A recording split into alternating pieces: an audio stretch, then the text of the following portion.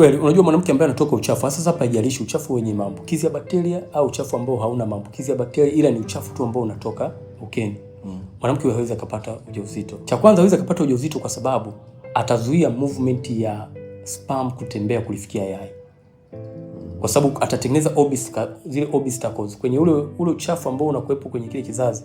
Ili uzifanye mbegu zisafiri vizuri na kuwe na movement nzuri ya sperm, hakutakiwi kuwa na obstacles ndani ya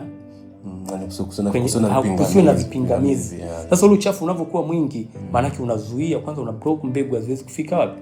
Kule. Kwa hiyo ili uweze kuwa sawa, ni lazima kizazi chako kiwe kisafi. Kizazi kikiwa kisafi, kisipokuwa na uchafu, mbegu zinasafiri vizuri.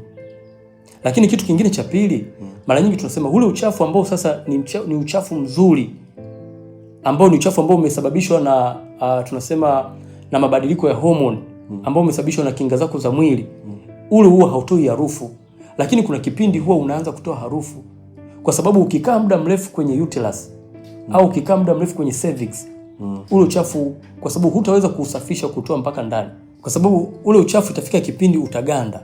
Ukiganda ule uchafu ndani, huwa unaanza kutoa harufu, kwa sababu utakuwa umekaa kwa kipindi kirefu ndani. Mara nyingi tunasema kitu chochote ambacho kipo kwenye sehemu ambayo sio yake na kikikaa kwa muda mrefu huwa kinaoza. Kikioza kinazalisha nini? Kinazalisha bakteria. Kwa hiyo kuna watu walikuwa hawana infection, ila wanapata infection kwa sababu ya kuwepo kwa ule uchafu, na wanapata infection kwa sababu ule uchafu unakaa kwa kipindi kirefu. Kwa hiyo ukikaa kwa kipindi kirefu unaanza kuoza.